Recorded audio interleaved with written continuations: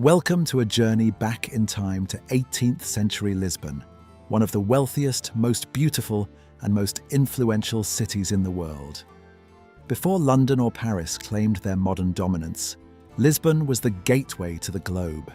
It was a city where the air smelled of cinnamon and pepper, where the streets were paved with the riches of Brazil, and where the echoes of the Age of Discovery still resonated in every stone. Using advanced AI technology, we have transformed 18th century sketches, copperplate engravings, and oil paintings into photorealistic scenes. Today, you won't just hear about history, you will see it. You will walk the narrow, bustling alleys of the Alfama, stand before the magnificent Ribeira Palace, and witness the catastrophic event that changed the course of European philosophy and architecture forever. In the early 1700s, Lisbon was home to nearly 200,000 people.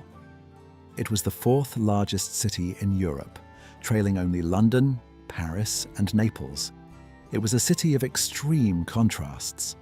On one hand, it was the new Rome, filled with more than 40 churches and 90 convents. On the other, it was a chaotic medieval labyrinth, where the wealth of an empire flowed through streets that lacked a modern sewage system. But this golden age was headed toward a terrifying climax. We will see how a city was erased in a single morning, and how it rose from the ashes to become the first modern city of the Enlightenment. To understand why the world stood in shock when Lisbon fell, one must understand that by 1750, this city was the beating heart of a global machine. This is the Tagus River, the golden throat of Europe and the lifeblood of an empire. In the mid-1700s, this wasn't just a body of water, it was the most strategic and wealthy harbour in the Atlantic. Looking at this 1730 engraving by Joachim Ottens, we see a forest of masts so dense it was said you could almost cross the river by jumping from deck to deck.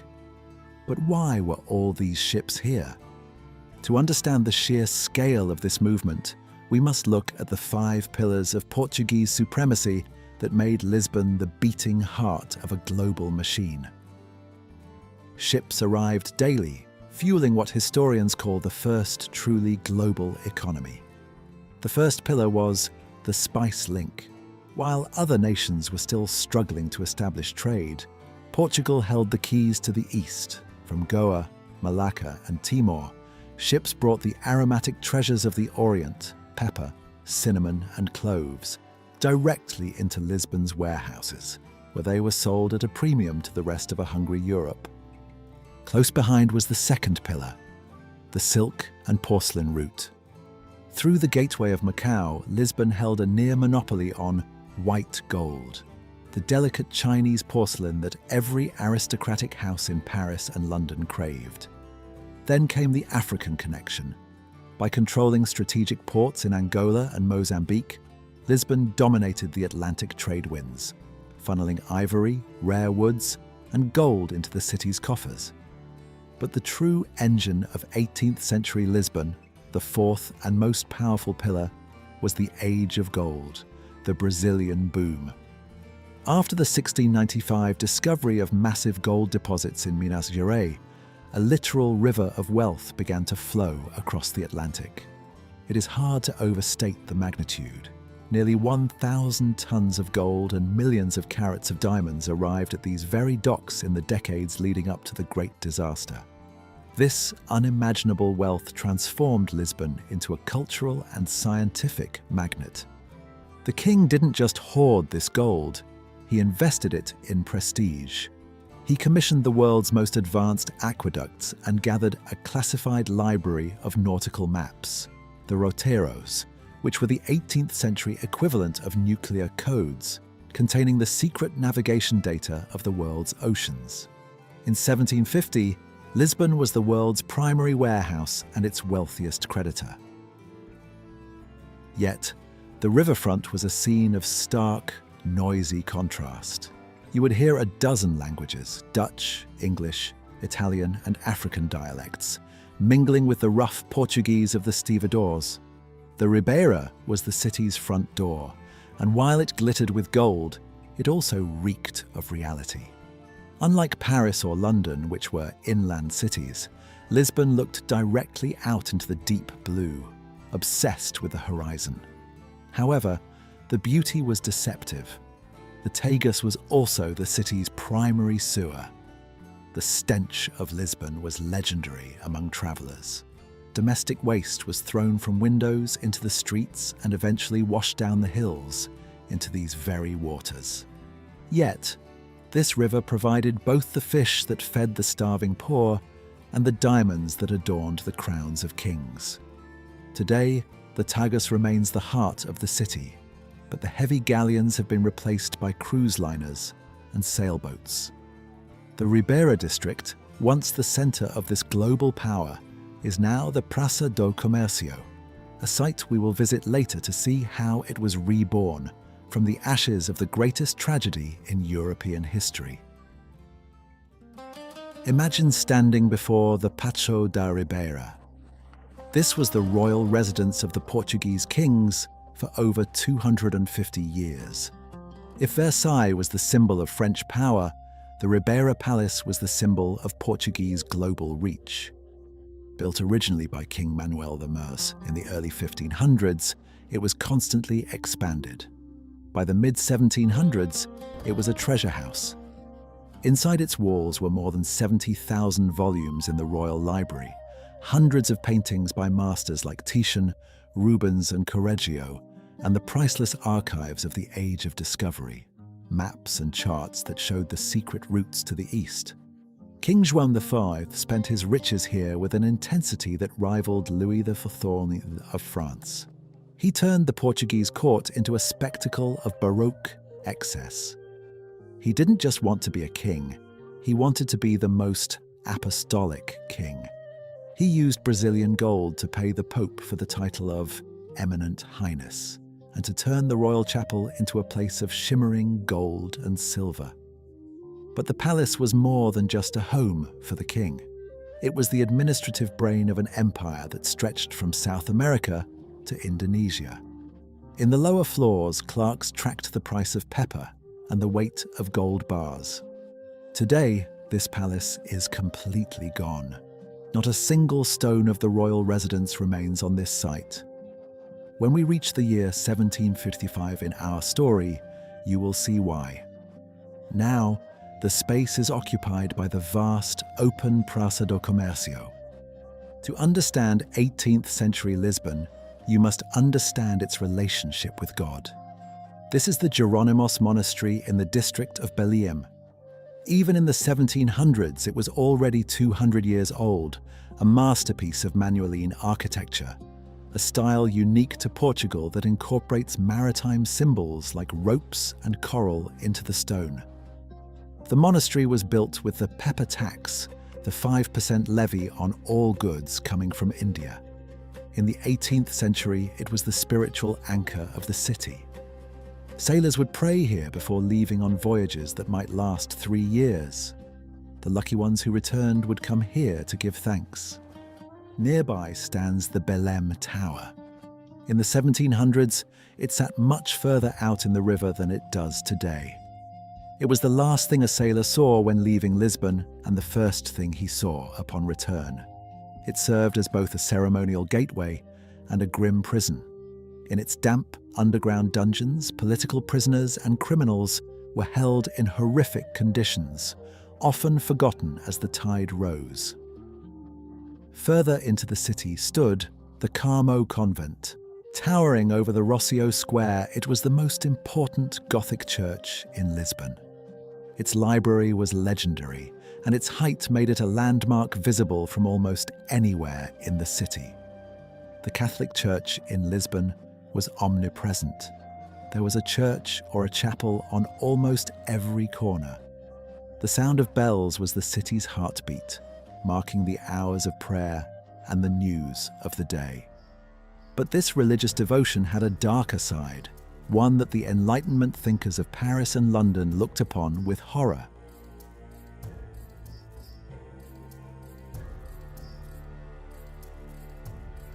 This is the Rocio, the center of public life in Lisbon. While it was a place for markets and celebrations in the 1700s, it was also the site of the auto da fe, the public penance of the Portuguese Inquisition. Portugal was a deeply conservative and religious society. The Inquisition, established in 1536, was still very active in the 18th century. They targeted new Christians, Jews who had been forced to convert but were suspected of practicing their old faith in secret, as well as those accused of heresy, witchcraft, or sodomy. While the Enlightenment was sweeping through the coffee houses of Paris, Lisbon was still burning people at the stake in the Rossio. These public executions were grand spectacles, attended by the king and the nobility. The victims would be paraded through the streets in San Benitos, yellow tunics with red crosses, before being brought to the fire. This religious fervor created a strange atmosphere in the city. It was a place of immense wealth and artistic beauty, yet it was also a place of fear and intellectual repression. Books were censored, and new ideas from the rest of Europe were often smuggled in like contraband. Today, the Rossio is a place of joy and meeting. The headquarters of the Inquisition was replaced by the Donna Maria II National Theatre. The dark history of the Inquisition is a shadow that the city has long since stepped out of, but in the 1700s, it was a defining feature of daily life. If you left the grand palaces of the riverfront and climbed the hills, you entered a different world. This is the Alfama. It is the oldest district in Lisbon, a medieval maze that survived the Moorish occupation and the Reconquest. In the 1700s, life here was lived in the streets. Because the houses were so small and cramped, people cooked, washed, and socialized outside. You would see the Varinas, fishwives, carrying baskets of sardines on their heads, shouting their prices with a rhythmic, musical call. Lisbon had a serious water problem. There was no running water in houses. Instead, the city relied on public fountains. The heavy lifting was done by Gallegos, immigrants from Galicia in Spain. They were the city's muscle, carrying water barrels up the steep hills to the houses of the wealthy and the poor alike. They were often treated as a lower caste, yet the city could not function for a single day without them. On the opposite hill was the Bairro Alto. By day, it was a quiet neighborhood of aristocrats and craftsmen.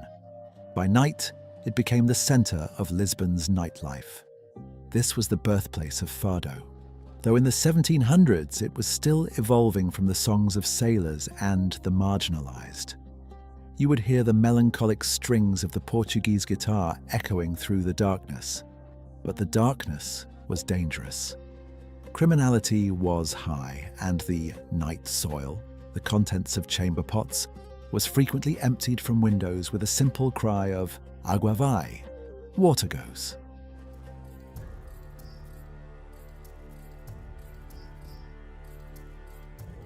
It was All Saints' Day, a major religious holiday. Almost the entire population of Lisbon was inside the churches, which were packed to capacity. Thousands of candles were lit on the altars, and the air was thick with incense. At 9:40 a.m., the earth began to shake. This was not a small tremor. It was a massive undersea earthquake, later estimated to be between 8.5 and 9.0 on the Richter scale. The shaking lasted for nearly 6 minutes, an eternity during an earthquake. In the grand churches like the Carmo convent and the cathedral, say, the heavy stone roofs collapsed instantly, crushing thousands of worshippers. The narrow streets of the Alfama and Baixa became death traps as buildings leaned and fell into one another. Those who survived the initial collapse ran toward the river. The Tagus was the only open space away from the falling buildings. Thousands of people gathered on the stone quays of the Ribeira, looking back at their city in ruins. Then they noticed something strange. The water was disappearing. The earthquake had triggered a massive tsunami. About 40 minutes after the shaking stopped, a wall of water, estimated to be 20 to 30 feet high, came racing up the Tagus. It smashed into the riverfront, sweeping away the survivors, the docks, and the lower floors of the palace. But the nightmare was still not over. Remember the thousands of candles lit for All Saints' Day? They had fallen into the wooden ruins of the churches and houses. Within an hour, dozens of small fires merged into a firestorm. Because the streets were blocked by rubble and the water system was destroyed, the fire raged unchecked for 5 days. Lisbon didn't just fall, it was crushed, drowned, and then burned.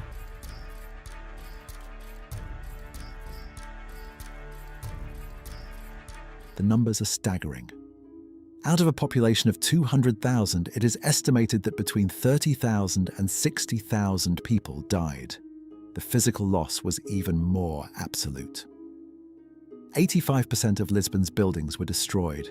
The Ribeira Palace was gone. The Royal Library and its 70,000 books burned. The archives of the great discoveries lost forever. Paintings by Titian and Rubens turned to ash.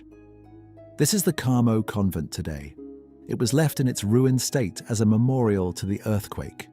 When you stand inside it and look up at the open sky, you are seeing exactly what the survivors saw in November 1755. It is a skeleton of a city that was once the richest in the world. The disaster shook more than just the ground.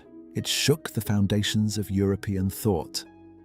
Philosophers like Voltaire and Rousseau debated, how could a good God allow such a tragedy on a holy day to a devout city?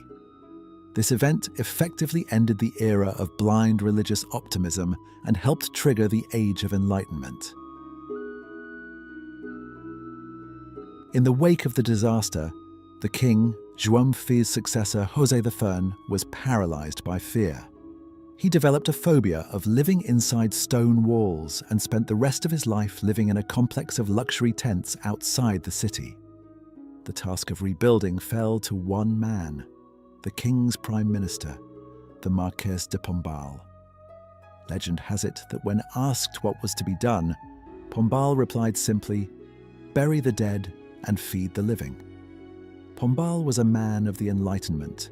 He saw the destruction as an opportunity to build a rational city. He ignored the old property lines of the church and the nobility. He ordered the ruins cleared and designed a new city centre, the Baixa Pombalina. He implemented the world's first earthquake-resistant building techniques. He required that every new building be tested using a gaiola pombalina, the pombaline cage, a flexible wooden frame designed to sway, but not break during a tremor. To test the design, he had soldiers march in sync around models of the buildings to simulate seismic waves. He also standardized the city. The beautiful azulejos, tiles we see today on Lisbon's buildings, were mass-produced under his orders to speed up the reconstruction. He replaced the narrow, filthy alleys of the medieval city with wide, straight boulevards that allowed for light, air, and the movement of troops and commerce. This is the result of Pombal's vision. The center of this new world was the Praça do Comércio, built on the exact site where the Ribeira Palace once stood. By naming it Commerce Square, Pombal was sending a message to the world. Portugal was no longer just a religious empire. It was a modern, mercantile nation. The Grand Arch, the Rua Augusta, served as a gateway from the sea into the heart of the new city. In the center of the square stands the bronze statue of the king, trampling snakes under his horse's hooves, a symbol of order triumphing over the chaos of the earthquake. Today, this square is the living room of Lisbon. It is one of the most beautiful plazas in Europe. When you walk here, you are walking on top of the ruins of the old palace, on top of the site of the Great Tsunami, and within the heart of a city that refused to die. Lisbon's history is a story of extreme highs and devastating lows. It rose as the queen of the seas, fell in a morning of fire and water, and was reborn as a city of the future. The 1700s began with the glitter of Brazilian gold and ended with the sober, elegant lines of Pombaline architecture. It was the century that saw Lisbon move from the medieval to the modern. Behind the grand facades and the tourist shops, the spirit of the 18th century is still there. It's in the saudade, that uniquely Portuguese feeling of longing for something that was lost. It's in the resilient stones of the Alfama and the defiant arches of the Carmo. Lisbon is a city that has seen the end of the world and decided to keep going. It reminds us that even after the greatest tragedies, beauty can be rebuilt, rational, strong, and more enduring than before. If you enjoyed this deep dive into the golden and tragic history of Lisbon, let us know in the comments. Which city's secrets should we uncover next, using AI lens? Should we walk the streets of Edo period Japan, or perhaps the marble halls of ancient Rome? Thanks for watching. I'm Tim, and together we'll keep history reborn. I'll see you in the next era.